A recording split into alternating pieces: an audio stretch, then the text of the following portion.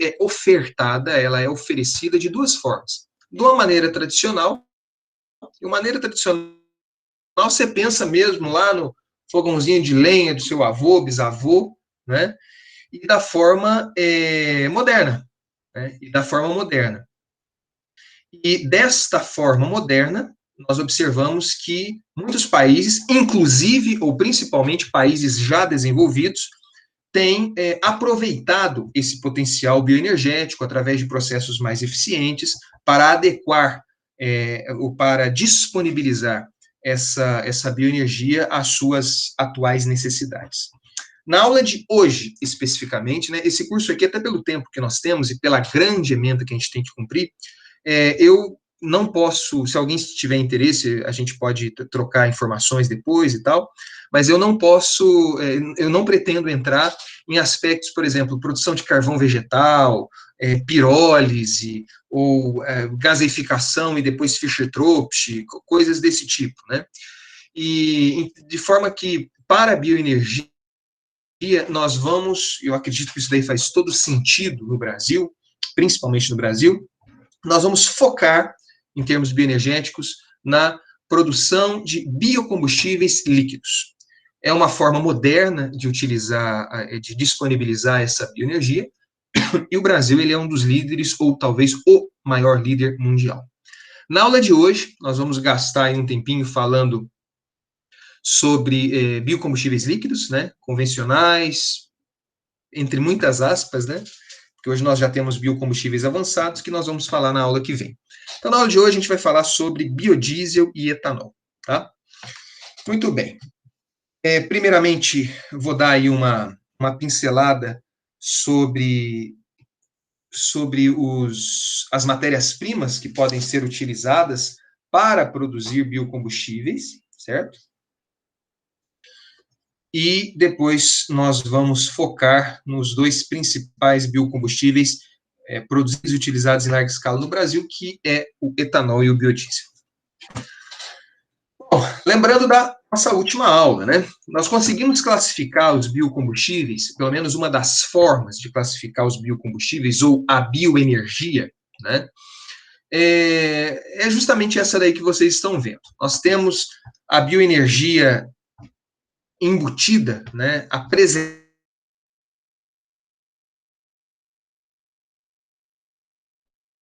Ou também chamado de dendrocombustíveis, são combustíveis diretos da madeira, indiretos, de madeira recuperada, resíduos de madeira, enfim. Nós temos os agrocombustíveis, então, são combustíveis de plantações energéticas, e aqui que se encontra biodiesel e etanol. Nós temos biocombustíveis de subprodutos agrícolas, nós vamos falar um pouquinho disso em etanol, né? Grande parte das destilarias do Brasil utilizam o bagaço, melhor, o bagaço entra aqui, ó, subprodutos industriais.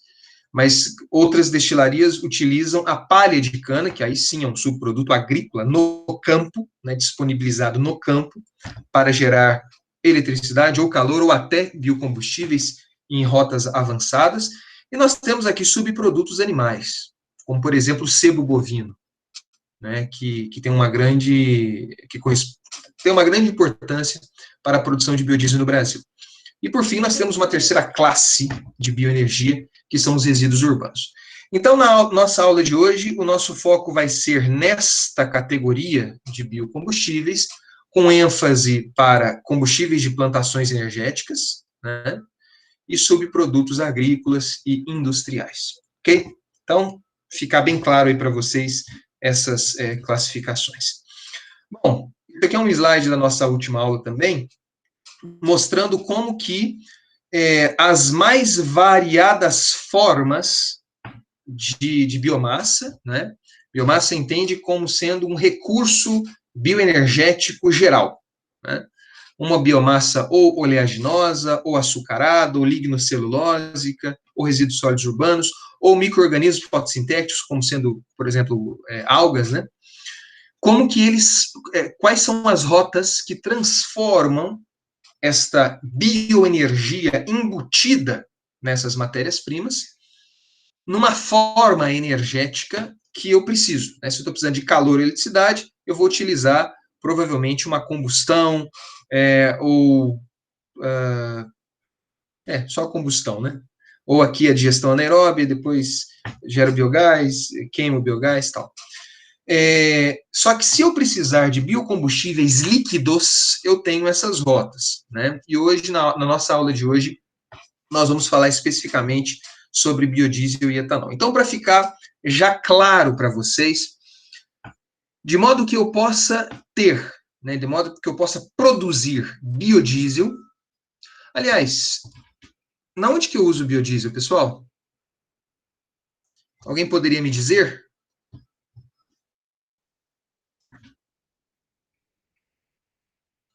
Oi? Como combustível? Como combustível, ok, mas combustível onde? Combustível para processo industrial, dependendo do que você vai fazer. Ok, tá. Não é o mais utilizado, mas tudo bem. Onde mais? Biodiesel. Qual que é o uso majoritário de biodiesel? Automóveis? Ok? Em caminhões, não é? Exatamente. Biodiesel é um substituto, majoritariamente, pode usar em processos industriais também, claro, automóveis, mas uma classe específica de automóveis. Biodiesel, como o próprio nome diz, ele é um diesel de biomassa. O biodiesel ele veio ao mundo para substituir o diesel fóssil. Ponto. Isso tem que ficar claro para vocês desde já. E etanol? Etanol acho que já está mais conhecido. Onde que a gente usa etanol? Etanol usa em veículos leves, carro, moto. Perfeitamente, para substituir a gasolina. Então, não é o único uso, mas sem dúvida alguma são os usos majoritários. Biodiesel substitui o diesel fóssil e etanol substitui a gasolina. Ponto. Esse daí que é a razão de ser do biodiesel e do etanol. Pode ser utilizado em outras situações, claro que pode, mas esse é o uso majoritário. Bom, de acordo com esse gráfico, vamos ver de trás para frente. Claramente, para produzir o biodiesel, ou seja, essa substância que por definição é biodiesel, nós temos que fazer uma transesterificação de óleos vegetais, certo? Ou de gordura animal, por exemplo, ou óleo residual de fritura. A gente já viu fazer biodiesel até de óleo de maconha, para vocês terem uma ideia, né? A galera do laboratório super feliz, assim, tal. Mas, assim, é óleo, é triglicerídeo, você passa por um processo de transesterificação e aí você tem o biodiesel, né? Por sua vez, de trás para frente, para a produção de etanol, aí eu tenho mais de uma forma, né? Eu posso produzir o etanol através da famosa fermentação. Fermentação do quê? De biomassa açucarada ou amilácea, né? Biomassa açucarada é quando o açúcar está prontamente disponível, né? Cana de açúcar, caldo de cana. Amilácea é milho, e aí você tem que fazer uma hidrólise ali para disponibilizar, digamos assim, um açúcar para depois ser fermentado. Mas, no mais das vezes, é a fermentação de açúcares, eu tenho etanol. Existe uma forma que ainda não está em larga escala, mas é o que nós vamos ver na aula que vem, que é a produção de etanol através da lignocelulose, né? Através de madeira, por exemplo, ou de resíduos vegetais, né, palha e tal, através de biomassa lignocelulose, que você também faz uma hidrólise, né, uma hidrólise enzimática. O problema é que existem ainda alguns gargalos nesse processo para atingir a larga escala. Aí você consegue disponibilizar os açúcares e faz a fermentação. A produção de etanol, sempre, o problema é da onde que está o açúcar, né? Mas sempre vai passar por uma fermentação. Na aula de hoje, nós vamos falar especificamente desses dois biocombustíveis líquidos, ok? Vamos lá. Antes de nós entrarmos em detalhes, né, nos processos produtivos em si, só lembrando, né, fazer biodiesel, eu foco, né, eu parto de biomassa oleaginosa. Para fazer etanol, ou de biomassa açucarada, amilácea, ou biomassa lignocelulose. Então, vamos começar por biodiesel. Existem várias biomassas no mundo que possuem, né, na sua composição, óleos vegetais. A maneira como esses óleos se encontram na biomassa, que claro que vai interferir muito no processo de extração desse óleo. Mas vamos falar um pouquinho aqui dessas chamadas biomassas oleaginosas, ou oil-based feedstocks, que é o que vocês encontram na literatura também. As biomassas oleaginosas que são mais em uso, né, até pelo seu volume de produção, é soja, né, soja, palma, ou também conhecido para a gente óleo de dendê, nós temos gordura animal, sebo, né, e por hora nós temos também várias biomassas que, pelo menos no Brasil, não estão dominadas tecnicamente para a sua produção, mas apresentam, ainda numa pequena escala, um grande potencial. Quando nós falamos de potencial, você pode expandir esse conceito. Potencial significa alto rendimento em óleo, alta produtividade agrícola, uma cultura fácil de pegar, digamos assim, né? E aqui nós temos ao lado várias fotinhas, até da mamona, que algumas pessoas pensam que era coronavírus, né? Que a gente brincava na infância. Bom, pessoal, isso daí é um gráfico que mostra, né? Um gráfico um pouquinho antigo. Isso daqui é uma base de dados que eu sugiro que vocês guardem aí nos favoritos de vocês. É a base de dados da FAO, né? Que é a ONU, né? É um departamento da ONU que trata sobre agricultura e alimentação mundial. Então, eles têm dados bem interessantes, os mais antigos, se eu não me engano, os mais novos, perdão, são de 2018, né? Aí do mundo todo, é bem interessante essa base de dados. Isso aqui é a produção de biomassa oleaginosa. Então, aqui eu estou falando em grãos de soja, frutos cheios de dendê, algodão, né, grãos de algodão. Então, isso daqui você observa que desde a década de 60, né, nós temos um incremento assim considerável, né, de mais ou menos 10% ao ano de produção de biomassa oleaginosa, que tem a grande finalidade dela é o setor alimentício, quer seja alimentação humana, quer seja alimentação animal. Mas eu chamo a atenção para vocês para uma coisa interessante. Produz-se hoje no mundo, em termos da biomassa, eu não estou falando do óleo ainda, mas vocês vão ver que o óleo é bem parecido, né? Mais palma, dendê, do que soja, né? O Brasil ele é um grande líder em soja, nós sabemos, né? Brasil, Estados Unidos, Argentina, os top 3 de produção de soja, né? De grão de soja no mundo. Mas quando nós falamos de biomassa oleaginosa, tenham essa visão. No mundo, soja e palma, né? Mas repito, aqui é produção da biomassa. Eu não extraí o óleo ainda. Então aqui é grão, sacas de soja, cachos de palma, algodão, né, que é o terceiro, e outros. Agora, agora começa a entrar alguns aspectos interessantes aqui. Vocês percebem que, repito, soja aí é uma das maiores biomassas em termos de quantidade de oleaginosa produzida no mundo. Só que para produzir essa quantidade de soja, que está aqui representado, né, nessa setinha aqui, eu precisei dessa quantidade de área. Por outro lado, para produzir essa quantidade de palma, até maior que de soja, eu precisei dessa areazinha apenas. Qual que é a conclusão que nós chegamos disso? A produção de palma, em termos de rendimento agrícola, é sempre maior que a de soja. Num hectare plantado de palma, eu tiro mais biomassa do que no hectare plantado de soja. A produtividade agrícola, numa perspectiva de análise do ciclo de vida, viabilidade econômica, a viabilidade econômica do processo de produção de biocombustível, o potencial de expansão, estratégia de políticas energéticas, ela é, assim, um parâmetro fundamental por razões óbvias, né? Quando eu jogo Aqui, repito, nós estamos falando de biomassa oleaginosa. Não estou extraindo o óleo.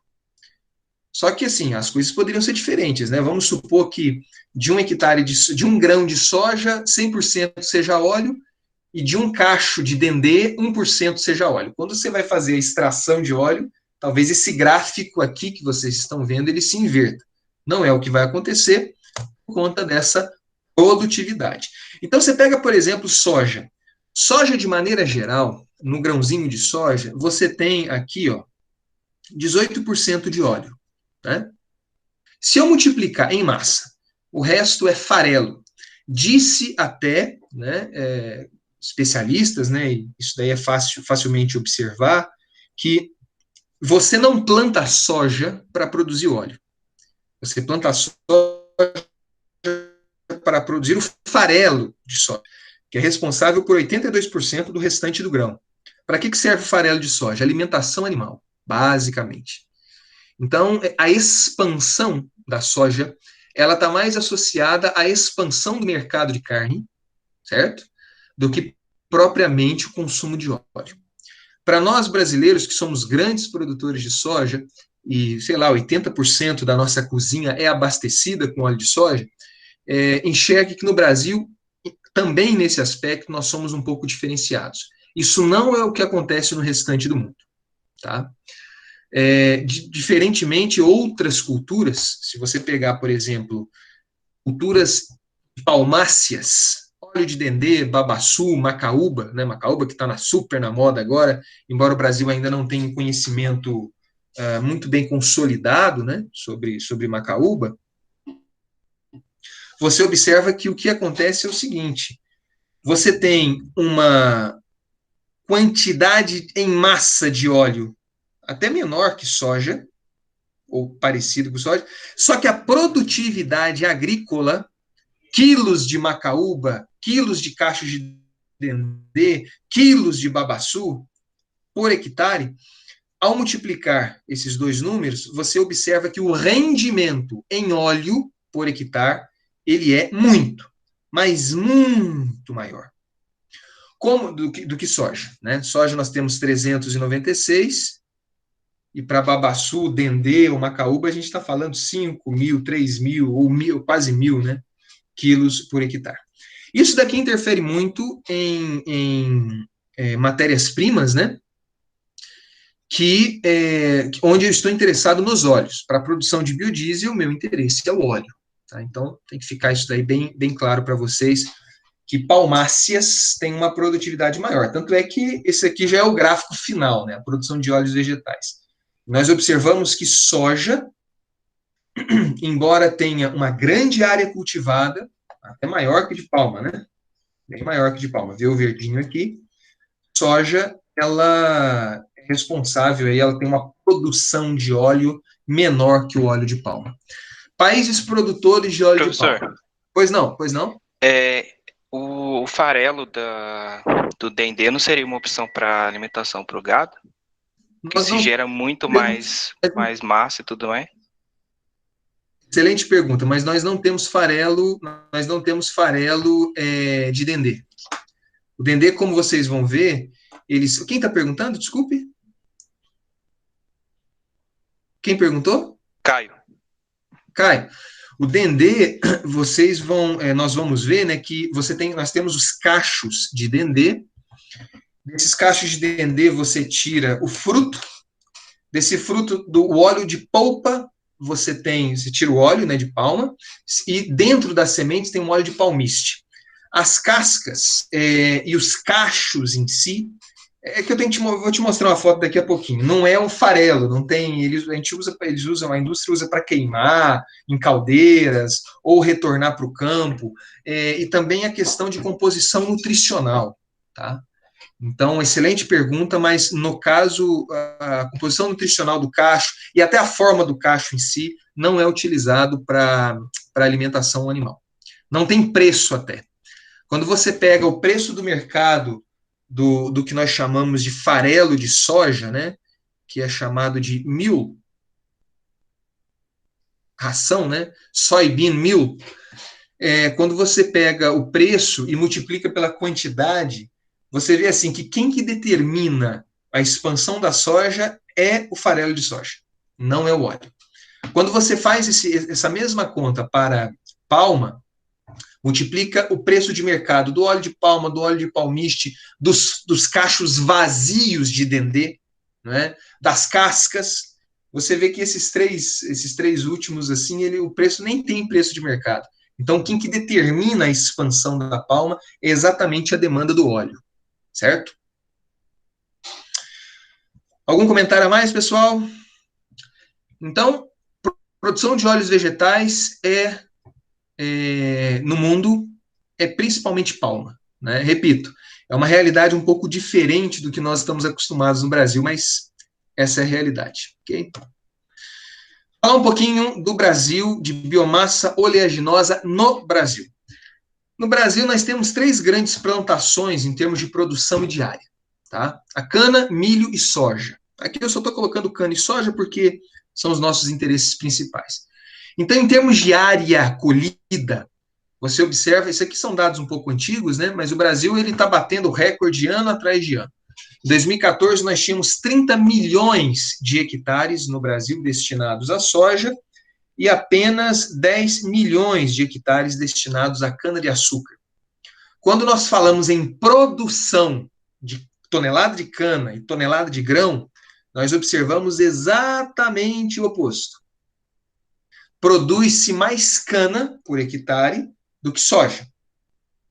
Por quê, professor? Porque a cana ela tem uma rota fotossintética C4 e a soja tem uma rota fotossintética C3. Um dos motivos. Não é problema de solo, não. É a característica da planta.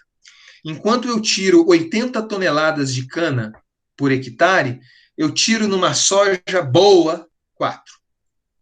Ok?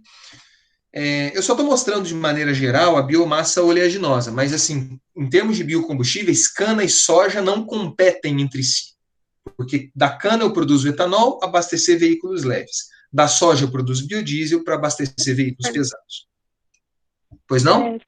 Eu não sei se é uma pergunta mais, tipo, da ecologia, mas, tipo, esse registro da rota C3 e C4 tá ligado com as mesmas condições já tipo, no mesmo território. Porque se for comparar em lugares diferentes, talvez possa ter alguma diferença. Não se comparar a outra, mas pode ter tipo, uma discrepância menor entre elas ou não? Boa pergunta, eu não sei te responder. Eu acredito que a diferença não vai ser tão grande.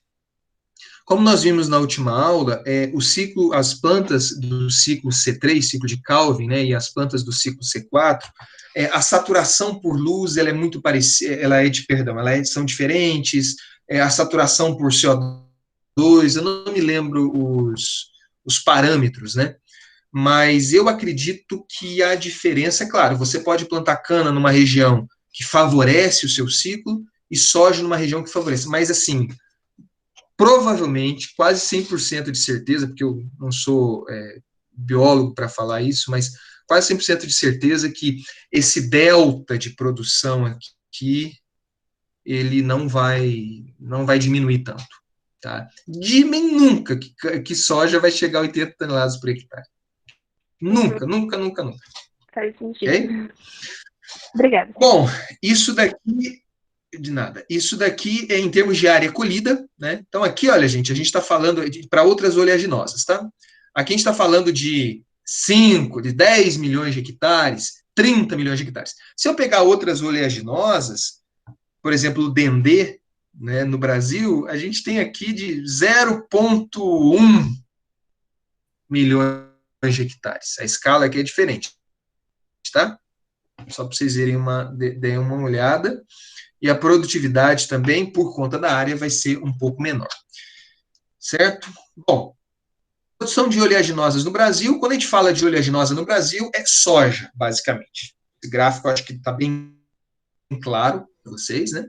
Imagens, né, que a gente tem da balança comercial, a soja, ano a ano, está batendo recorde, né? Oleaginosa no Brasil é soja. E quando eu falo de soja no Brasil, a região onde eu tenho grande produção de soja é o Centro-Oeste. Especificamente, o estado do Mato Grosso, né?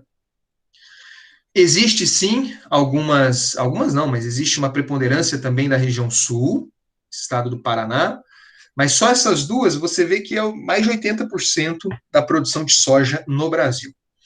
Quando nós falamos de Dendê, produção é no norte.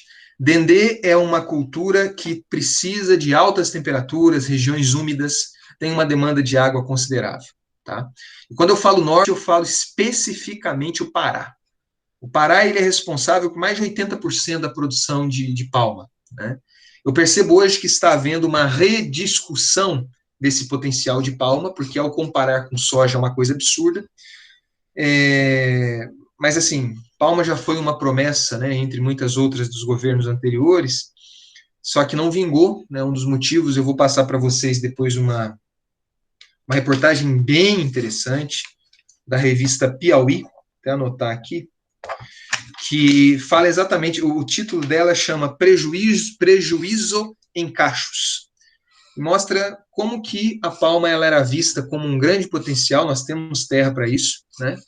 E por conta de corrupções na Petrobras e tal, falta de incentivo, acabou sendo a desilusão de muitos no norte do país.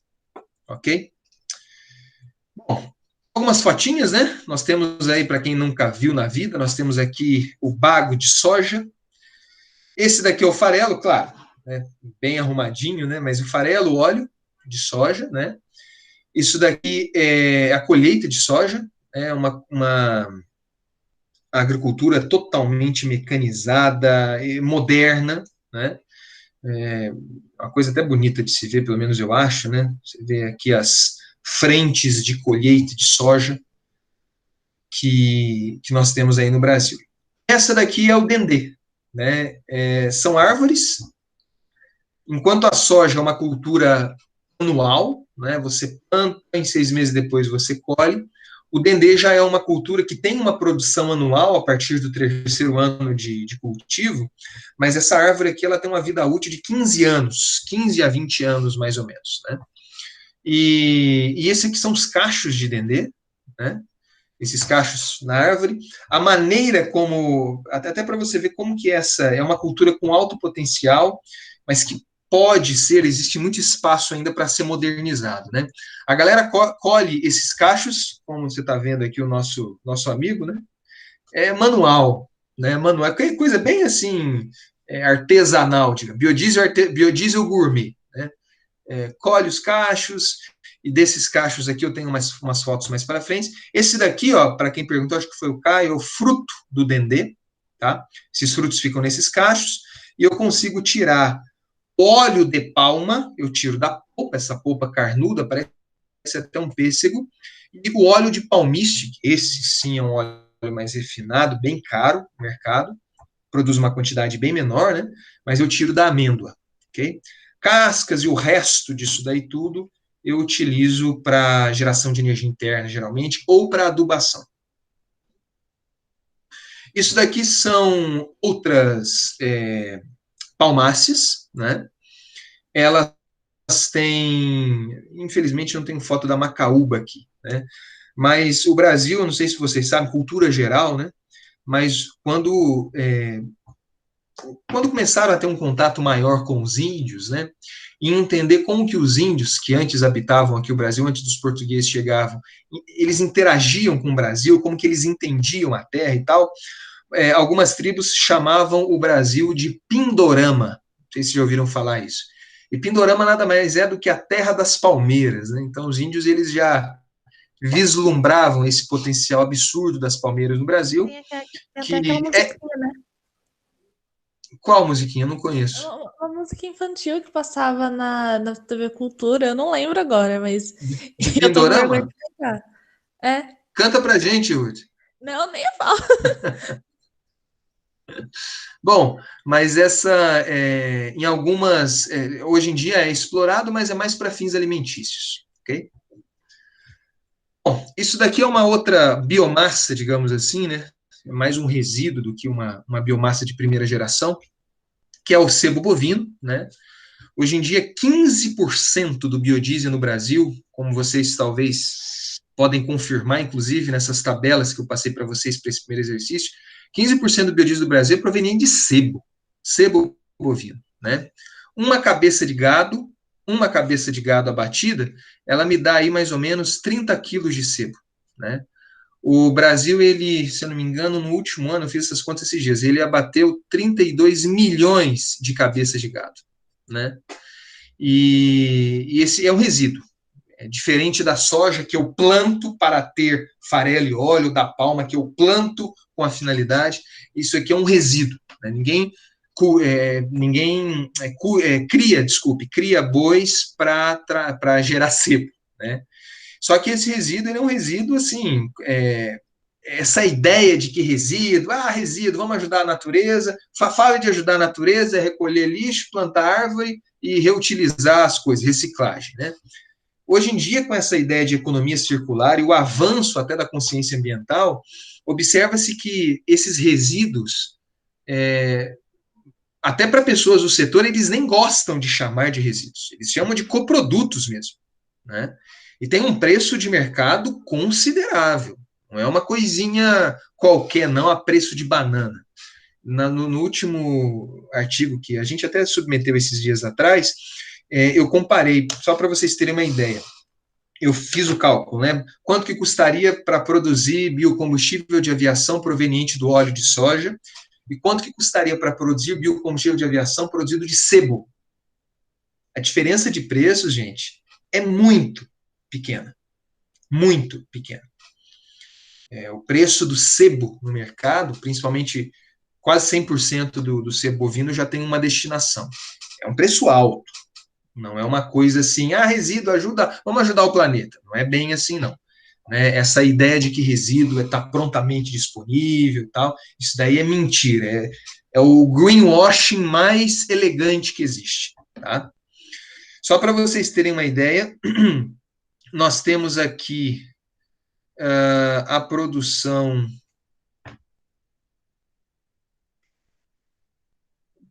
tá, agora que eu percebi. A produção de soja, né, em verde, para esse gráfico, em milhões de toneladas, né, e a produção de palma, né, que nesse eixo aqui, né, que não chega nem a 1 milhão de toneladas, mas a produção de palma e sebo, né, produz-se no Brasil mais sebo do que óleo de palma, por exemplo. Ok? Professor, Pois não. como é que gera esse sebo? Olha, quando é o abate do animal, né, quando você mata lá o boi, né, para produzir a carne e tal, dizem, né, os mais entendidos que como é que chama? Abatedouro, né? O abatedouro você aproveita até o mugido do boi, né? Mas quando você abate o animal, você tem geralmente um rendimento chamado de carcaça equivalente. Cerca de 60% daquele animal, ele é aproveitado para a geração de carne, né? 60%. O restante, você tem as vísceras, a cabeça fora, né? Osso, essas coisas tudo, o sangue mesmo, né? Que é uma quantidade absurda de sangue, você vai separando ao longo do processo, inclusive o sebo, né? Então, o sebo é a gordura mesmo, é a gordura do boi, certo? Pelo tamanho do boi, né? Hoje no Brasil a gente está falando um boi de 400 quilos, 400 a 450 quilos é a idade ideal para o abate na pecuária extensiva que nós temos no Brasil hoje. Uma pecuária mais low profile, né? Nos Estados Unidos, com a pressa que eles têm para tudo, né? E para todos, eles fazem a pecuária de confinamento. Então, é um período maior, o boi cresce mais rápido, mas, salvo engano, a produção de sebo não é tão diferente, tá?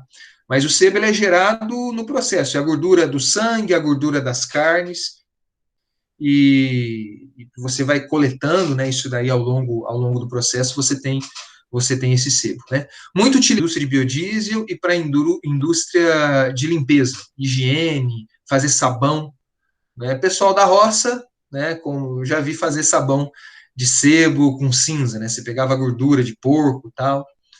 Aqui eu estou falando só de sebo bovino, tá? Sebo de frango existe, mas a quantidade é menor, né? Embora a gente tenha o abate de muitas e muitas e muitas cabeças de frango, né? Mas a quantidade é menor, é até difícil de gerenciar, e já tem destino também bem adequado. E por incrível que pareça, né, o porquinho gordinho e tal, ele não gera tanto sebo do que o boi, certo? Dúvidas? Muito bem. Então, esse daqui é o sebo, né? O sebo, a temperatura ambiente, ele é sólido. E aí, isso aqui já é um detalhezinho, né? Um trick aí para vocês. Para vocês utilizarem, produzir biocombustível de sebo, o transporte tem que ser um transporte aquecido, por causa que na temperatura ambiente, sebo é sólido. Muito bem.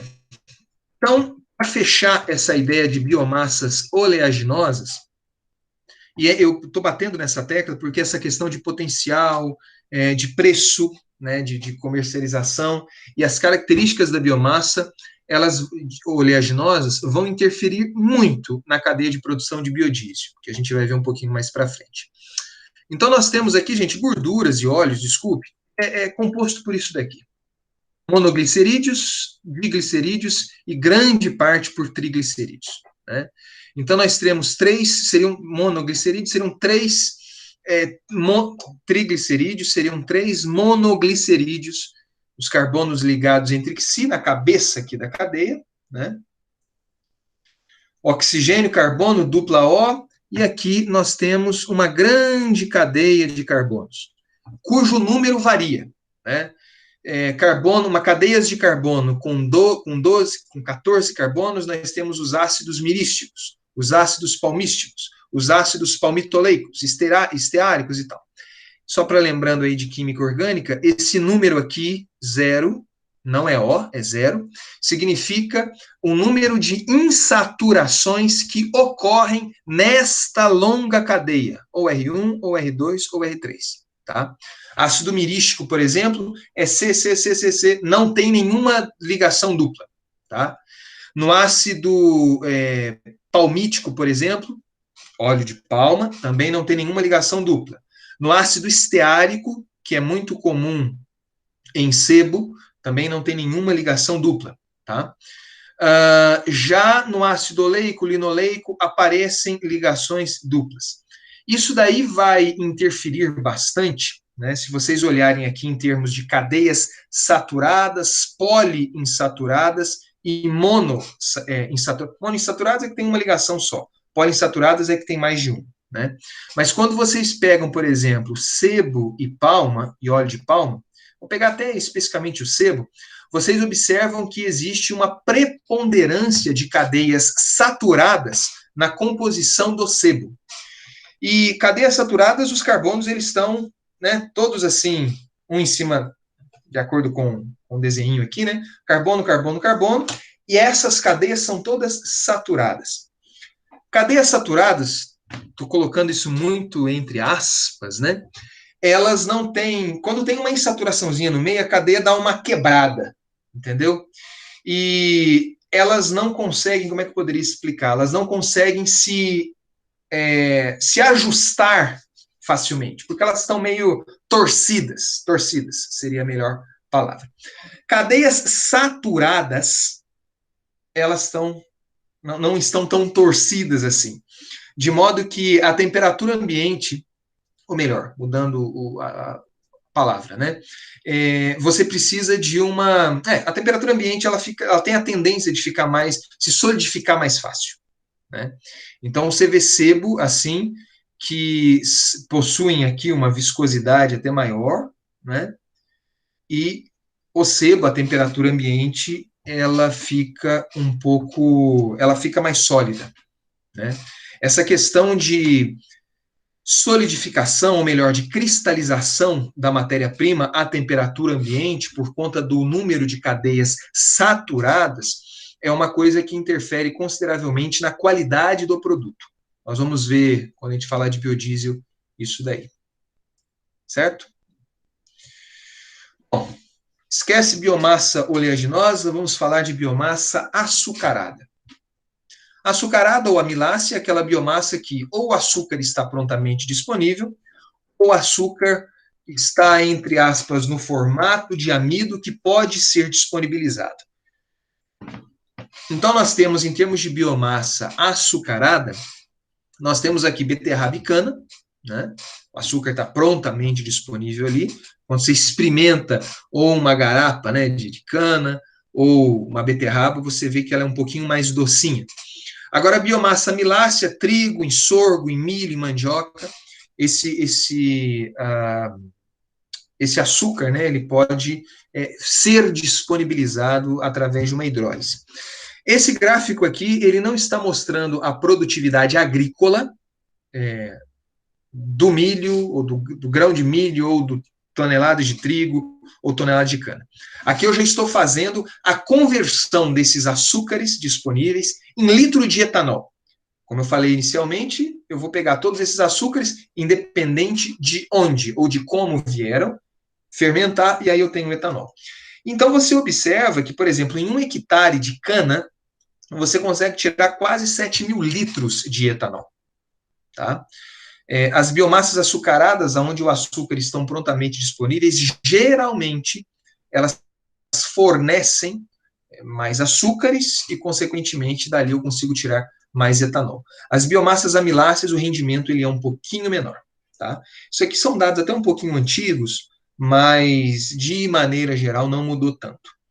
Aqui existe uma barrinha roxa, né? Seria o plus a mais, como diz o meu pai, né? Se nós aproveitássemos também os subprodutos da cana, né? Palha, bagaço, e dessa lignocelulose eu conseguisse transformá-la, disponibilizá-la no formato de açúcar com posterior fermentação. Então, aqui eu tenho um percentual, né? Um ganho a mais de produção de etanol, se a biomassa proveniente da cana, isso pode acontecer nos outros, mas a cana isso é mais preponderante, né? A biomassa proveniente da cana puder ser transformada em etanol. Ok? Produção de etanol lignocelulósico, também tá chamado de etanol 2G, é uma coisa que nós vamos ver um pouquinho mais para frente, talvez na próxima aula. Essa daí é a nossa famosa cana, né, que nos dá o etanol e a cachaça, né, para nossa felicidade, e o açúcar também, né, o Brasil é um país que consome muito açúcar e produz muito açúcar também, mas isso daí é o jeitão da cana-de-açúcar, né. Nós temos o colmo da cana, como vocês podem ver nessa figura aqui, a cana tá até posou para a foto, né, nesses colmos da cana aqui, o açúcar ele fica aqui dentro, ok? Só que não é só o colmo, né? Nós temos as ponteiras, que são essas, ou as pontas, que são esses verdes, né? Nós temos as folhas secas aqui em volta, e nós temos os colmos e a composição, né? O interessante é vocês terem uma noção dessa questão das composições, porque cerca de uma cana de açúcar, não é? Olhando ela de maneira geral, ponteira, folhas secas, o colmo, eu consigo remover da cana cerca de 140 quilos de biomassa seca por tonelada de cana. Para cada tonelada de cana, e sabendo que em 1 hectare eu consigo produzir em média 70, 80 toneladas de cana, para cada tonelada de cana, 140 quilos em base seca, ou seja, tirando a umidade, refere-se à palha, chamada palha de cana. Né? Tira as ponteiras, tira essas folhas secas, é a palha. Depois nós temos, eu não estou falando de raízes aqui, mas depois nós temos os colmos. Desses colmos, grande parte é água. Né? E nós temos uma parte que equivale até a quantidade de palha também, que é o bagaço, que é a fibra. Então, para cada tonelada de cana, cerca de 140, 130 quilos eu tenho de bagaço. Né? Esses bagaços aqui, eles são principalmente utilizados na caldeira das destilarias de etanol para abastecer internamente a destilaria e, eventualmente, até gerar eletricidade excedente. E o restante é açúcares. Então, essa daí é a composição da nossa cana-de-açúcar. Se eu tiver uma visão, e aí olhando na perspectiva dessa disciplina mesmo, né, tiver uma visão mais energética da cana, olha que interessante isso.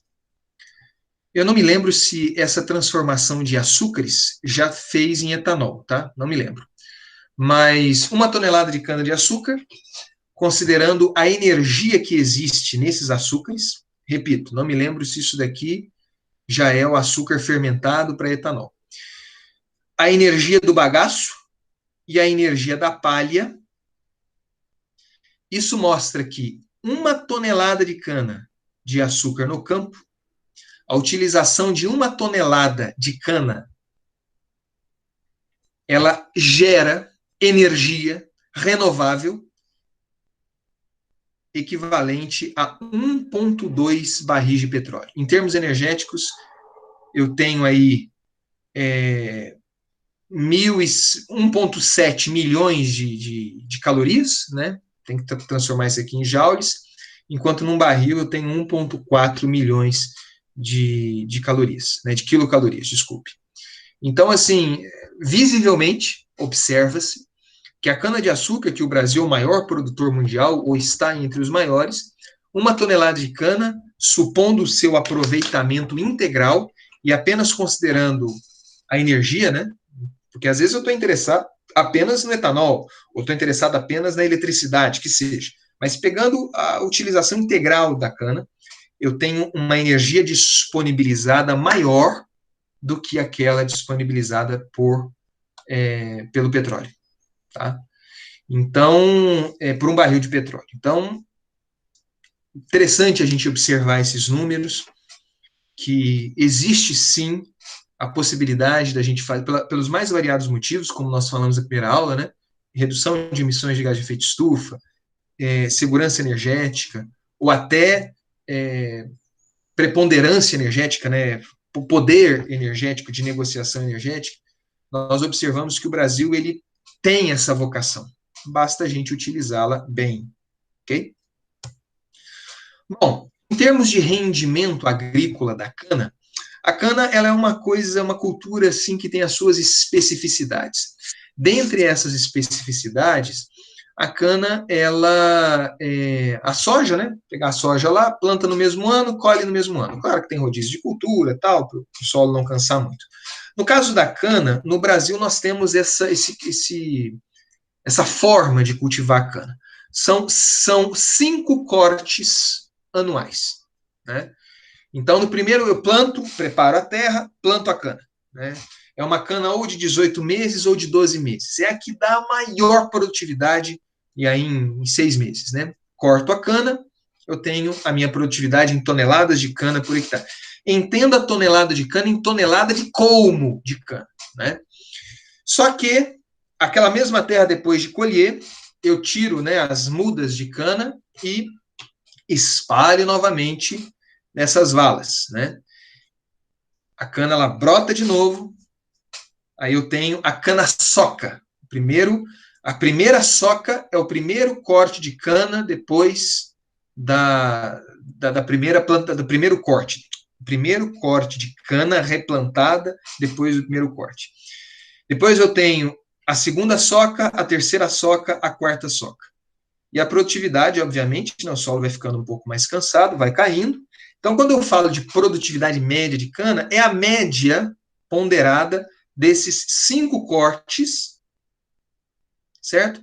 Ao longo desses 6 anos. Ok? Então, 1 hectare de terra, ele trabalha aí em 6 anos. No primeiro ano, a cana planta, que dá maior produtividade. Nos 4 anos seguintes, primeira soca, segunda, terceira, quarta. E no último ano, descanso. Então, geralmente no Brasil, é dessa forma que nós trabalhamos. Tá?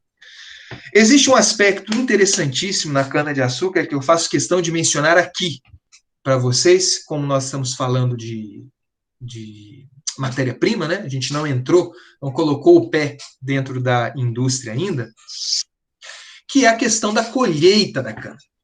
quando nós falamos de transição energética, biocombustíveis, né, eu espero, pelo menos de vocês, engenheiros ambientais, eu acho que tem um ou outro engenheiro hídrico também matriculado nessa disciplina, que vocês tenham uma visão de transição energética, uma visão mais abrangente, justamente adequada ao conceito de sustentabilidade.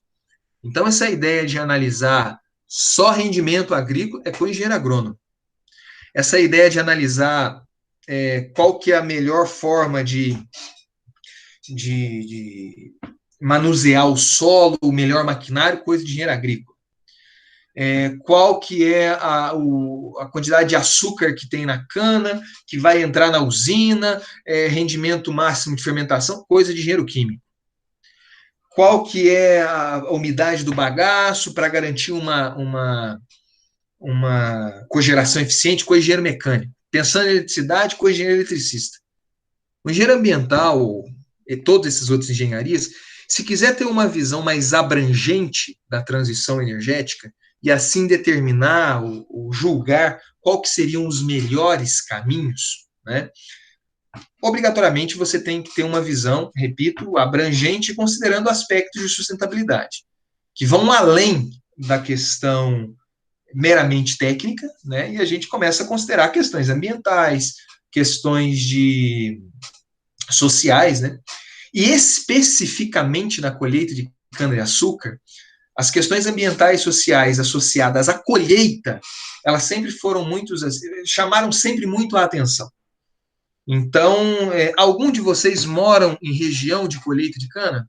Poderia me dizer aí, por favor? São Paulo, algum de vocês? Não? Ninguém?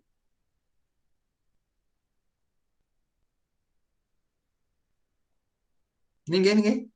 Bom, colheita de cana, para quem morava nessas regiões de cana, era um desastre um tempo atrás, né? Justamente porque você fazia a colheita de cana, a Cássia ainda não tem certeza, mas você fazia a colheita de cana baseado na queima prévia, né? Você queimava aquela cana, né? Tocava fogo mesmo, era um fogo controlado, permitido. Você queimava as ponteiras e as folhas secas, né? E aí você conseguia um corte manual com queima mais eficiente. Se você olhar no gráfico aí, nesse quadrinho embaixo, você pode fazer, né, o corte manual sem a queima. Então, isso daí é a quantidade que um homem consegue colher, um homem bom de serviço, né, de 1 a 2,5 toneladas por dia. Porque aí o cara tem que raspar a cana, tirar as folhas secas, cortar a ponteira, demora mais. Quando você tem a cana queimada, a queima prévia da cana, é só você cortar a cana. Então, o rendimento ele aumenta 10 vezes, né? 10 a 12 toneladas por dia. Só que hoje, por questões ambientais, justamente patrocinados aí pelo estado de São Paulo, que é o maior produtor de cana do Brasil, nós observamos que a colheita com queima prévia, até por questão dos problemas ambientais, gerava muita poluição, material particulado. Eu perguntei porque eu tenho colegas que moravam, né, que tem a memória de infância deles assim, é que na época da colheita de cana, na casa da avó, era só material particulado, né, fuligem, né, de queima de cana. E aí, hoje, né, por conta do estado de São Paulo, ele patrocinou, através de lei, a redução da queima da cana. E no Brasil, isso aqui, hoje nós temos, né, desenvolvidos, inclusive, pela Unicamp também, nós temos a colheita de cana sem a queima, então é uma colheita mecanizada, né? É uma máquina, deixa eu ver se eu tenho uma outra foto aqui, aqui é a colhedora de cana, né? Aquele cara que ficava ali terrivelmente cortando, problema de coluna, problemas sociais, hoje em dia ele fica nessa cabinezinha aqui, com joystick, ar-condicionado, né?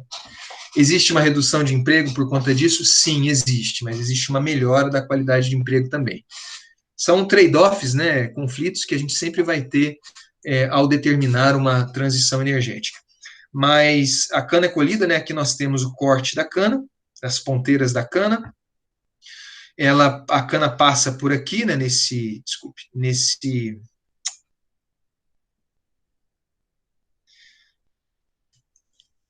opa, aí,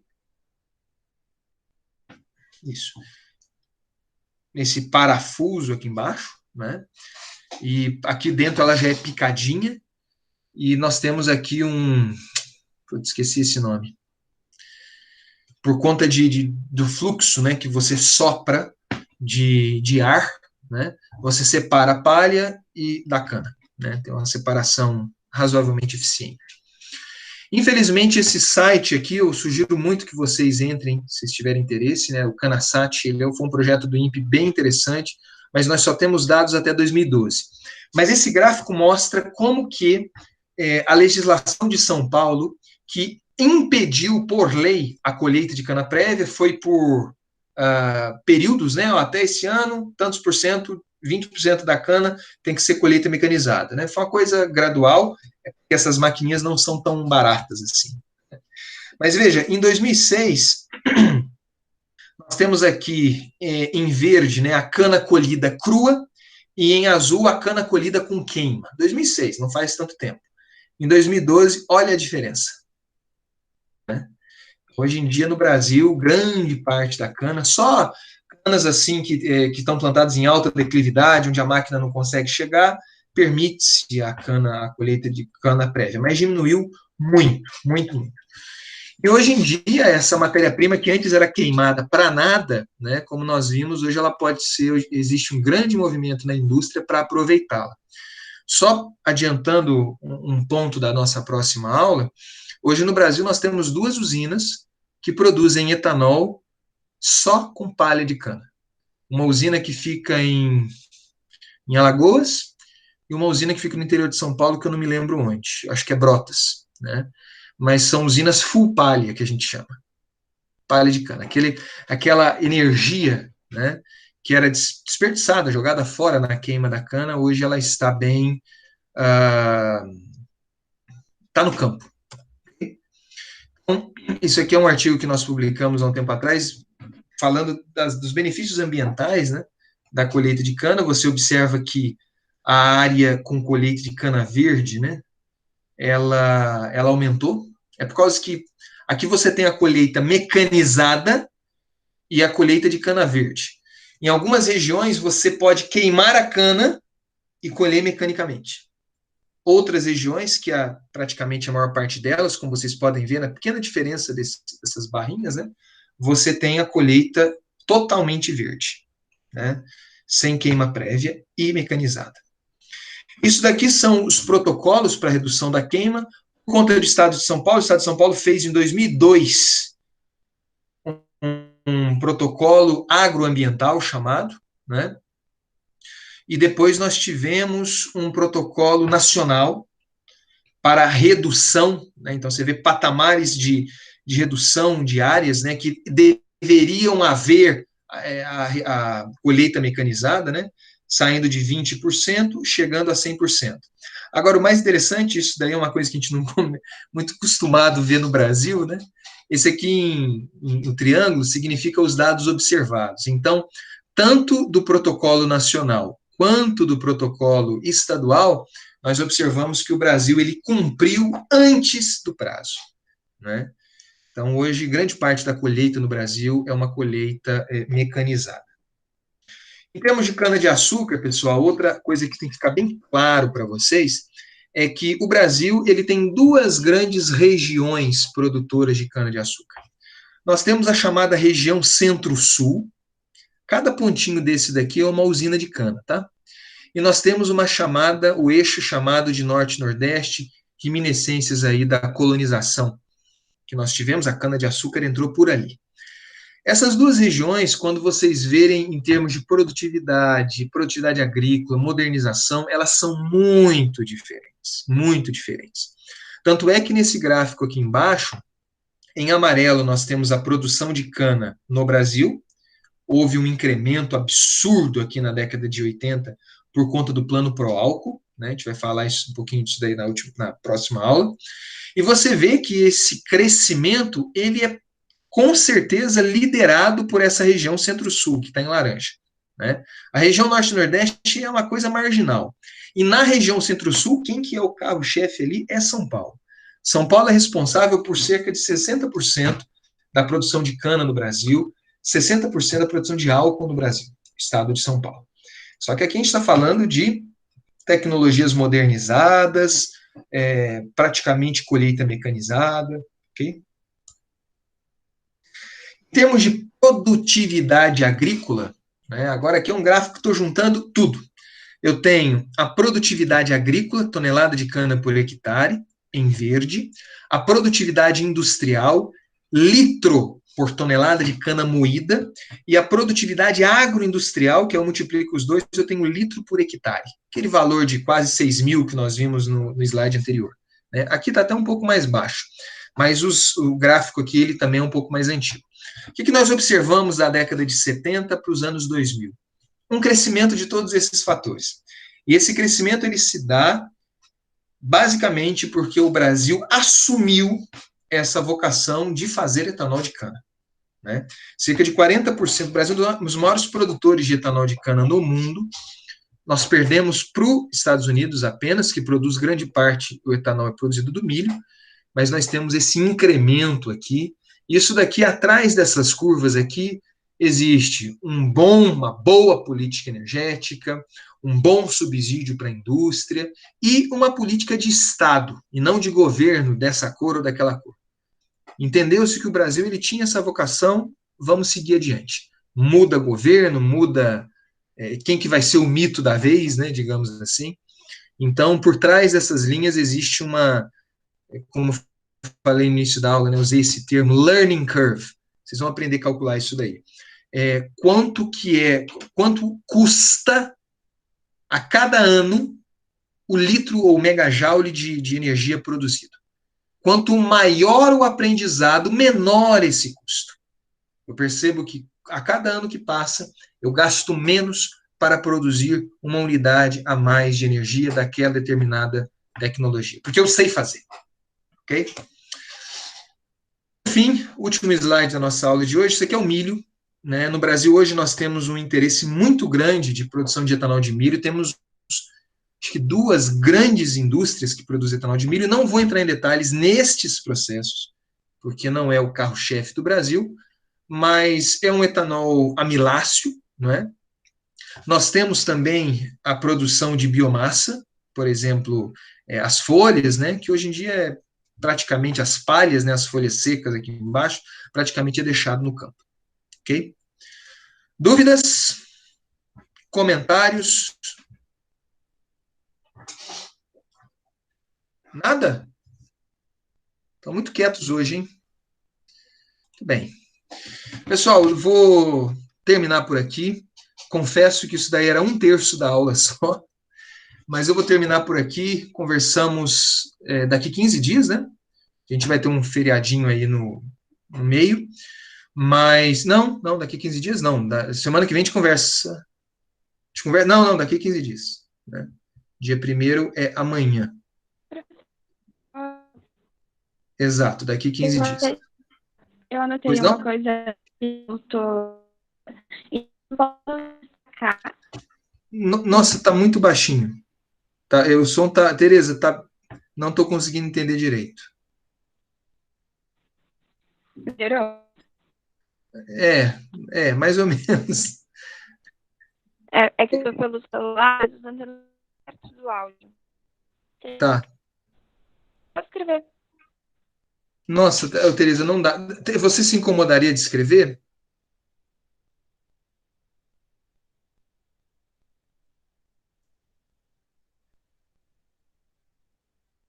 Isso. Isso, pois não. Enquanto a Tereza está escrevendo aí, alguma outra dúvida, comentário? Não? Professor, então Pois não. semana que vem ainda não vai ter as palestras. Eu vou decidir isso daí talvez hoje ou amanhã. Porque uma professora aqui da Unicamp, ela ficou de falar com a gente na quinta-feira que vem, mas, de novo, eu preciso do aval dela, né? Mas por quê? Tem algum problema semana que vem? Não, só para saber. Tá, beleza. Esse assunto aí, esse assunto de biocombustível é uma cachaça, é uma coisa que tá muito, muito, muito, muito na moda. Sim, Francine, pode mandar, me manda um e-mail, né? A gente marca um horário, tá? Se as dúvidas aparecerem assim muito, aí a gente depois define aí um horário pela semana para eu ficar disponível para vocês tirarem as dúvidas, tá bom? Estou me esforçando assim ao máximo para resumir essa disciplina, mas está sendo tá Flórida, está sendo um desafio complicado, né? É muita coisa interessante, né? Pessoal, agradeço demais a atenção, excelente semana para vocês. Eu vou disponibilizar